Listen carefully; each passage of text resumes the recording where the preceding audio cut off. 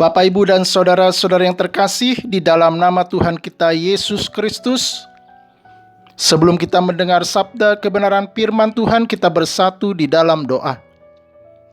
Anugerah dan damai sejahtera yang dari Allah Bapa kita dan dari anaknya Tuhan Yesus Kristus kiranya menyertai saudara-saudari sekalian. Amin.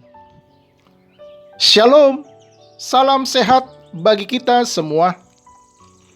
Firman Tuhan yang akan menyapa kita pada hari ini, Senin 18 Oktober 2021, berdasarkan Almanak HKBP, tertulis di dalam Galatia 6 ayat 7. Bunyinya demikian: jangan sesat, Allah tidak membiarkan dirinya dipermainkan. Karena apa yang ditabur orang, itu juga yang akan dituainya. Unak kamu lilu, dang olo debata leaan. Ai iai disabur halak, ido gotilona. Bapak, Ibu, dan saudara-saudara yang terkasih di dalam Kristus Yesus, pada suatu hari si Ucok sedang memasak sesuatu. Bertanyalah si Bedu, "Cok, lagi masak apa sih? Kayaknya gak enak banget." Jawab si Ucok, "Dicicipi dulu dong, Du, baru dikomentari." Tidak berapa lama, si Ucok mencium bau yang tidak sedap. "Bau apa, si Du?" Jawab si Bedu, "Gak tahu, Cok. Baunya dari bawah lemari kayaknya. Cek aja di bawah lemari." Kata si Ucok, "Hah? Ya ampun, apa itu yang kuning-kuning, Du?" Kata si Bedu, "Gak tahu, Cok."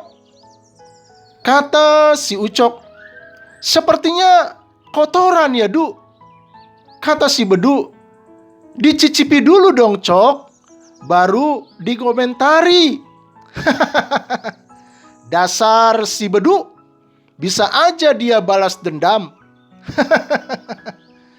Saudara-saudari yang terkasih, selama kita hidup di dunia ini berlaku hukum kausalitas, hukum sebab akibat.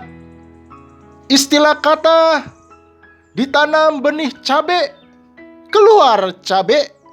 Ditanam rambutan, keluar rambutan. Tidak kurang dan tidak lebih. Berharap sih kalau ditanam rupiah, keluar dolar. Itulah hidup. Itulah keadilan. Seperti itu jugalah Allah. Allah akan memberikan kepada kita sesuai dengan yang kita tabur. Karena itu taburkanlah kebaikan agar kebaikan yang senantiasa kita tuai. Firman Tuhan kali ini mau mengingatkan kita agar kita semakin arif di dalam bertindak dan berbuat. Bahkan perbuatan baik kita yang penuh dengan kebusukan dapat tercium oleh Allah. Tidak sedikit mereka yang berbuat baik penuh dengan kemunafikan. Karena perbuatan baiknya diwarnai dengan kepentingan-kepentingan tertentu. Yang paling mengerikan, hal ini terjadi di dalam gereja.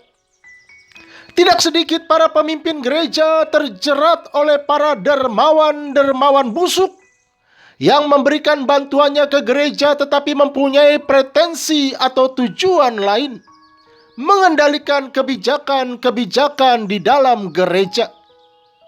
Sampai saat ini hal ini masih terjadi, sehingga gereja semakin mandul dalam menyuarakan suara kenabiannya. Alhasil, domba-domba itu semakin tercerai-berai karena telah terjadi krisis kepemimpinan. Karena itu saudara-saudariku, mari kita berbuat kebaikan dengan tulus. Maka kebaikan kita akan dibalas oleh Allah dengan berlipat-lipat kali ganda. Ingatlah, Allah tidak mau dipermainkan. Selamat berkarya. Karyakanlah banyak hal-hal yang baik selama masih ada kesempatan.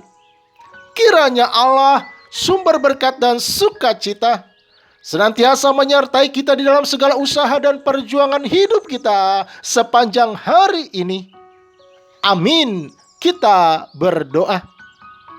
Ya Tuhan Yesus, mampukan kami untuk senantiasa berbuat kebaikan dengan setulus hati di tengah-tengah keluarga, sekolah, pekerjaan, dan di tengah-tengah masyarakat. Dalam Kristus Yesus kami berdoa dan mengucap syukur. Amin.